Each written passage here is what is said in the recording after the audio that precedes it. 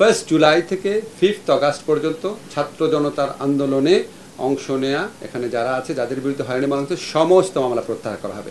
ঢাকা শহরে আমি আপনাদের কনফার্ম করছি না, যতগুলা মামলা আছে নাম্বার আছে সব প্রত্যাহার করা হবে বৃহস্পতিবারের মধ্যে, সারা দেশে সব প্রত্যাহার করা হবে 31 আগস্টের মধ্যে। এখন আমি কেন এগুলি টাইমলাইন দিয়ে দিই জানেন, যেন আমাদের উপরে চাপ থাকে, ঠিক আছে? এখন হয়তো শেষ পর্যন্ত ফেল করলাম, কিন্তু আমাদের যেন সবসময় মনে থাকে, পুরা দেশবাসীর কাছে এটা বলেছি। আয়নাঘরে যারা গুমের শিকার হয়েছেন তাদেরও স্কোপ রয়েছে, তাদেরও আইসিটিতে আসার, ইন্টারন্যাশনাল ক্রাইম ট্রাইব্যুনালে আসার স্কোপ তাদের রয়েছে। আপনারা মনে রাখবেন এই ট্রাইব্যুনালে যে কোনো ব্যক্তি মামলা করতে পারে, এমনকি স্টেটও মামলা করতে পারে। ওনারা এনফোর্স ডিসঅ্যাপিয়ারেন্স বা গুমের মামলা করতে পারেন, এবং গুমও আপনার এখানে মানবতা বিরোধী অপরাধে যে ডেফিনেশন আছে সেটার মধ্যে গুম নামক অপরাধও অন্তর্ভুক্ত। ওনারা করতে পারেন, অথবা পরে স্টেটের পক্ষ থেকে আমরা উদ্যোগ নিতে পারি। এটা নিয়ে আমরা সিরিয়াসলি ভাবি নাই। আমরা 1 জুলাই হত্যাকাণ্ডের ব্যাপারে জোর দিচ্ছি, ওইটা অত্যন্ত গুরুত্বপূর্ণ। কোনোভাবেই আমি এটাকে খাটো করে দেখছি না। অবশ্যই এই ব্যাপারে ভিকটিম পরিবারের যে কেউ আমাদের হেল্প চাইলে আমরা সর্বাত্মকভাবে হেল্প করব।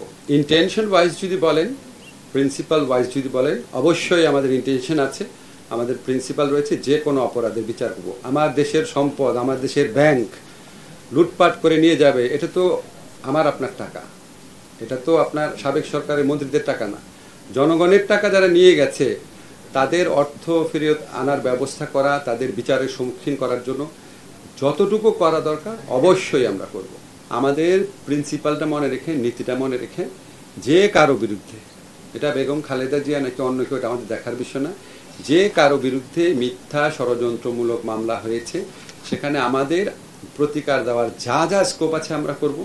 আর যারা আপনার মামলা থেকে নিজেদেরকে দায় মুক্তি দিয়েছেন রাষ্ট্রীয় ক্ষমতার সুযোগ নিয়ে, সেটা সঠিকভাবে দিয়েছেন কিনা অবশ্যই আমরা খতিয়ে দেখবো। এটা হচ্ছে আমাদের প্রিন্সিপাল। কনস্টিটিউশন সংশোধনের অনেক দাবি আছে, এটা আমরা এখন আপনাকে আনসার করতে পারবো না, এটা আমার এখতিয়ারাধীন বিষয় না, আমরা উপদেষ্টা পরিষদে আলোচনা করব। কিন্তু আমরা এই সংবিধান সংশোধনের যে দাবি আছে এটা সম্পর্কে আমরা অ্যাওয়্যার আছি, উপযুক্ত সময় আলাপ করবো এটা নিয়ে। আমি সাংবিধানিক আইনের শিক্ষক, আমার স্টুডেন্টদেরকে যখন বলতাম জনগণের ভোটে নির্বাচিত, তখন তারা হাসা শুরু করতো। এটা আমি অনেকবার আপনাদের জানেন টক শোতে বলেছি।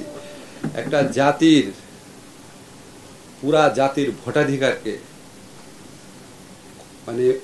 কি বলবো আর কি, এইরকম ফার্স করা মানুষের ভোটাধিকারের সাথে, এই রাষ্ট্রের মালিকানা হচ্ছে জনগণের, আর্টিকেল 7 অনুযায়ী এই পুরা মালিকানারকে ছিনিয়ে নেওয়া যাওয়া হয়েছে ভোটাধিকার কেড়ে নেওয়ার মাধ্যমে।